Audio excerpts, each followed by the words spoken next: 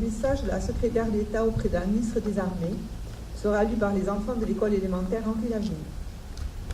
En ce jour, nous rendons hommage à nos compatriotes et à leurs frères d'armes, combattants de 1940, Français libres qui n'ont jamais cessé les combats, résistants de l'intérieur ayant héroïquement rejoint la lutte, soldats de l'armée d'Afrique, couverts de gloire, combattants rassemblés pour libérer notre terre opprimée et poursuivre le combat au-delà du Rhin et des Alpes. À tous, nous exprimons notre gratitude et notre admiration. À la suite du général de Gaulle, ils ont relevé notre honneur et permis à la France d'être à la table des vainqueurs. Leur épopée est entrée pour toujours dans l'histoire. Nous n'oublions pas que dans le Pacifique, les guerres se poursuivirent encore plusieurs mois, avec son cortège de souffrances.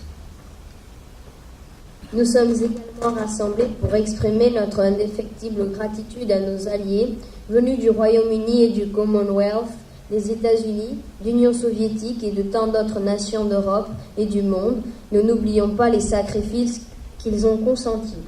Ensemble, au prix de définies souffrances, ils sont sortis victorieux d'un combat décisif pour la liberté, pour l'honneur, pour la dignité des hommes.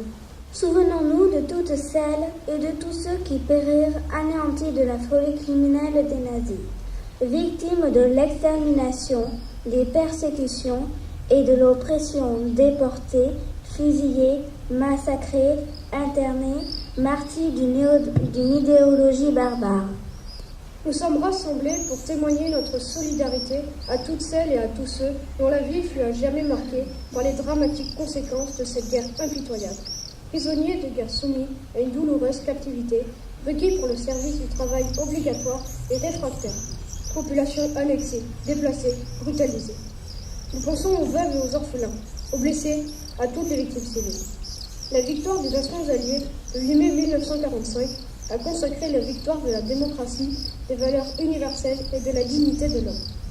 L'idéologie criminelle et raciste était vaincue. Le 8 mai 1945, la France était à Berlin, effaçant la défaite de mai 1940 et l'esprit collaborationniste.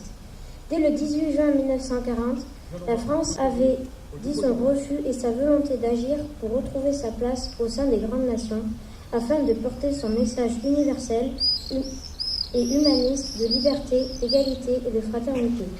Françaises et Français de toute origine et de toute conviction, nous voulons ainsi manifester notre fidélité à nos héros. Dans une Europe réconciliée, nous savons qu'il faut sans cesse rester vigilants pour défendre ces valeurs et nous réaffirmons notre détermination à les transmettre aux générations futures.